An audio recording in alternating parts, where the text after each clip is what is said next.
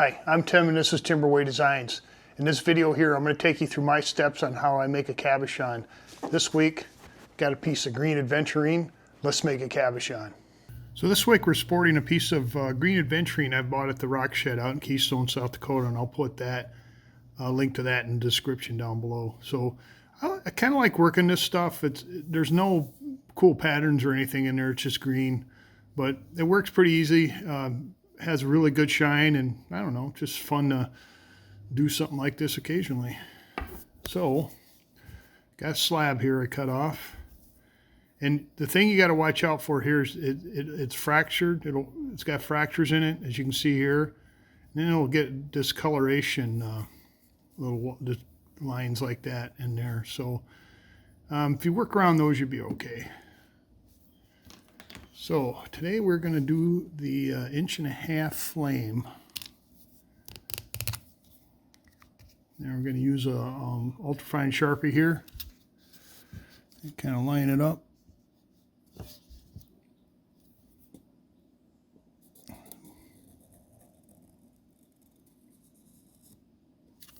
There.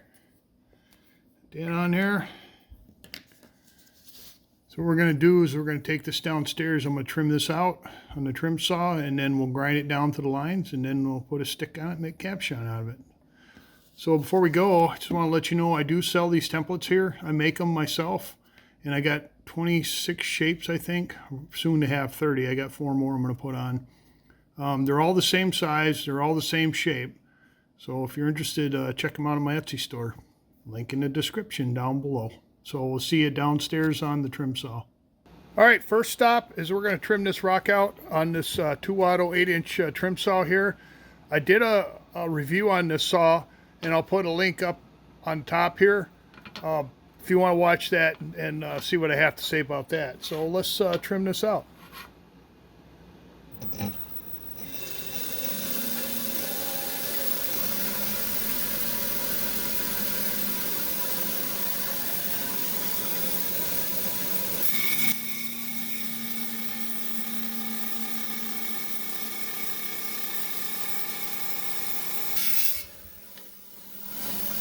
All right, that's close enough for me. Actually, I think I'm going to touch this corner here. There, that's close enough for me. Now let's go over to the cabbing machine and grind it down to the lines. Now we have moved over to my 6-inch Kingsley North cabbing machine, and we're going to start with the 80 grit, and then move over to the 220 grit, and then finish up with the 280 grit on this step here. So basically what I'm going to do is I'm going to rough close to the line on the 80 grit, get to the line on the 220 grit, and then clean up the marks on the 280 grit, and then we'll put a dop stick on it. So let's start grinding.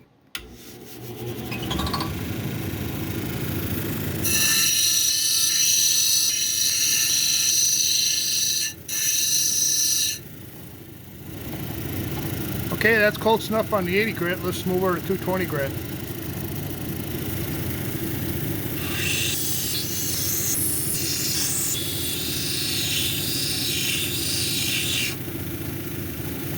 All right, that's really close there. I like that. So the best advice I can give you on this wheel here is it takes a little longer than this wheel here. Don't stop moving because you'll grind a flat spot, especially with a stone with a lot of radiuses on this one here. Pretty much all the radius.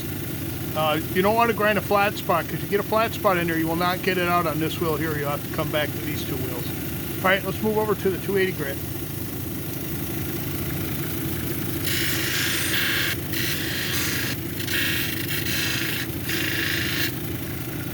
Yeah, there we go. Let's see what we got going here. That's not too bad for 280 grit.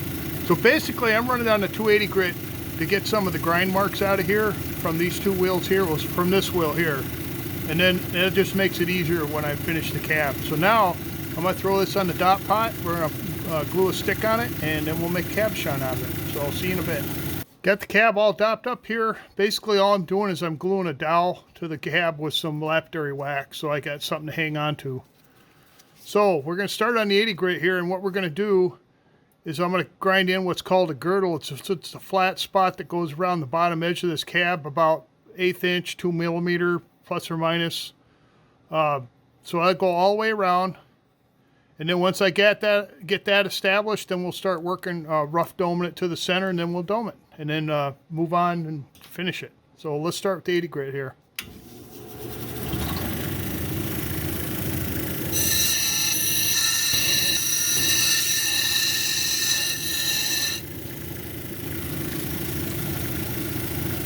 So we established the girdle here. You can kind of see it, this flat spot running around the bottom edge. It's about 1/8 inch. So now what I'm going to do is I'm going to go back on the 80 grit, and I'm going to hit this edge right here, and I'm going to start grinding that around. So stay away from the girdle. You already established that. You don't want to be cutting to that anymore. So let's see if we can knock this down a little bit more.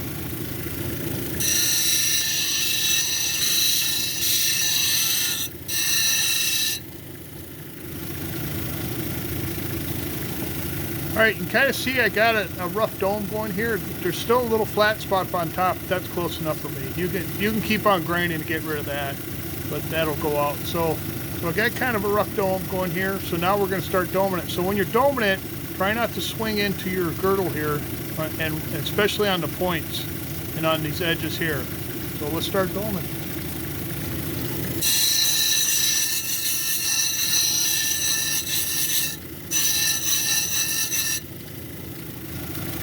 All right, I'm liking that pretty good. I like the height.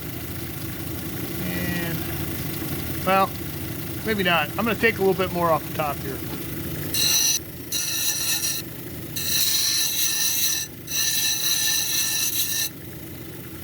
There, I like that. Now dome height is all whatever you want to make it. You can make it flatter, you can make it higher. I kind of like it. I guess I will say medium. All right, so now we're going to move on to the 220 grit here.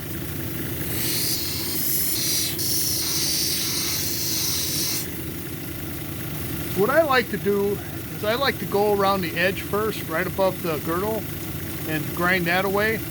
And you get kind of a smooth spot. You can kind of see it. If I can get a little closer here.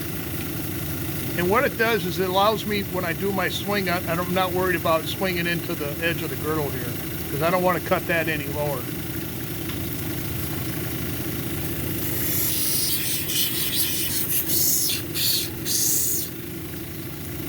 All right, looking good. Let's move on to the 280 grit.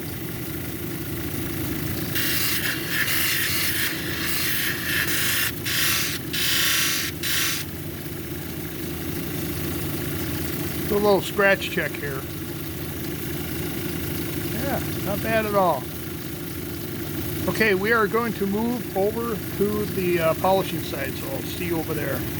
We moved over to the polishing side here, and I have a 600, a 1200, a 3000, and a cerium oxide disc on the end of the shaft here, so we'll start with the 600.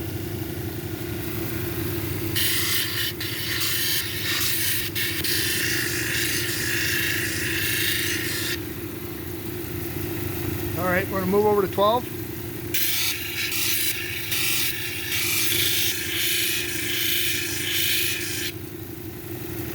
Now we'll move over to the 3000 grit.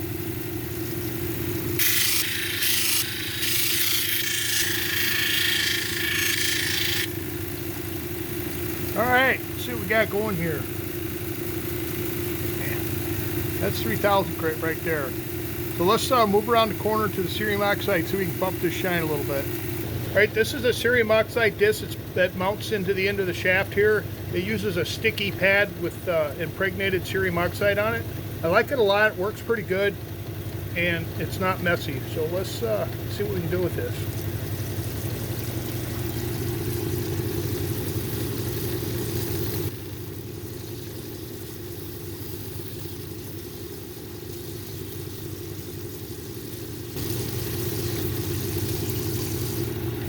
Let's see what we got going here. A little paper towel, sweatshirt. Yeah, there you go. That's nice and shiny. So let's take this upstairs, throw it in the freezer, get it off the stick, and then we'll take a closer look at it. Let's see how we did here. There's the Cabochon. Beautiful shine. Kind of like the green color. Yeah, that worked out pretty good. And get a nice clean break off the stick. That's always a bonus. So this will end up on Etsy. I just put a bunch, almost 39 cabochons on Etsy the other day, so I've been trying to get caught up here. So we'll keep on working on that, and you may see that on there pretty soon. So there is a cabochon made out of Green Aventurine. So you got to see me take a piece of this and make a beautiful cabochon out of it, from this to this. So I'm going to make a playlist of cabochons I put into bezels, because I've been getting requests from people out there to demonstrate that again, and I already got 4 or 5 videos of that. So I'll put the link to that up here. And if you haven't liked and subscribed to the video yet, please do that. It helps me out quite a bit. I got a little dealy bopper that goes across here I put on there to kind of get you to do that. And then you can hyperlink it, ring the bell for notifications, and then share it. That helps me out a lot. And then I'll put a playlist at the end for this video here, the cabochon ones, so you don't have to go hunting them down, and you can just click on that, and I do a different rock every time. So speaking of different rocks, next week I got a piece of Idaho Sunset Jasper. This will be the next week's cabochon. So come on back and check that out. So thanks everybody for watching. That's all I got, and I'll catch you later.